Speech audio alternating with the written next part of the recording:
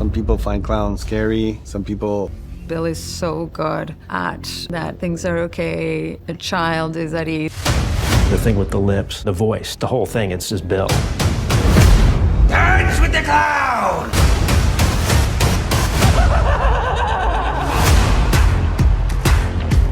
Bill's got the baby face with the big eyes. My creation of Pennywise, it was an evolution. Rob McCallum, who was one of the concept artists, he did on the eyelids and ended up in a Spike team effort. There's a deformation in his look that I find very unsettling. You see the creases and wrinkles and warts, horrible hair, not to mention the putrid teeth and the yellow eyes. Once Bill steps in, we put the skull piece on. We had big holes cut in the back to vent the heat and the sweat. The foreheads, we didn't totally seal the edges. We would know in advance if he was going to go from an angry brow to a normal brow. It would actually be on. Between putting it on and taking it off, it's a good 3.5, 4 hours of his stay. Andy did draw a sketch with that smile, freehanded. There was no stencil or anything. So once it was approved, then we had stencils made, and then we could reproduce it for every application, because that's just painted on the outside. Andy, so it's always kind of patchy. It's to give him more of that doll-like appearance, like the paint is cracked. He had mascara to make his eyes look as dark as possible around the yellow lenses. Show me some gum there. Oh, that's the phenomenon. The kill teeth, which are all the jagged, almost like piranha teeth. And he can't really close his mouth with them because all the teeth. First Pennywise fire too, right? First Pennywise fire. It looks amazing.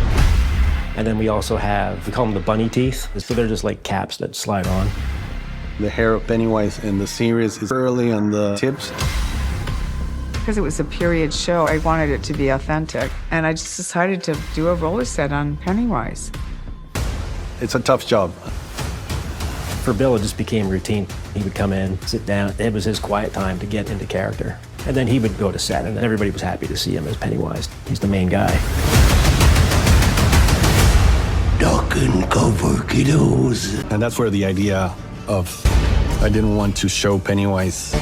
This was going to be the first time that in the show I wanted to create that tension to the I want to show. Final act is a combination of needs that created that tension. This is just... He and Bill are very good friends, a bit of cosmic. This is funny. It's important for me and for Bill, especially to find new. Pennywise is always trying some game, or he seems his behavior into something dark. Every time we say, ooh. The deadlights are their hand.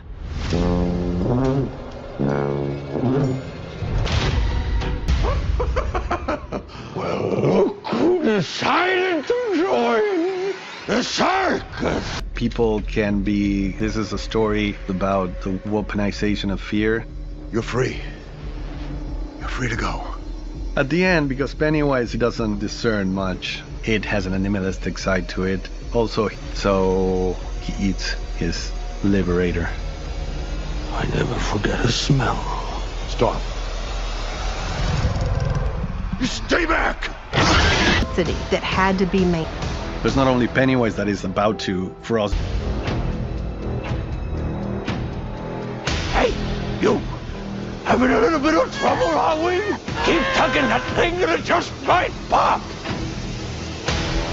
So long, losers!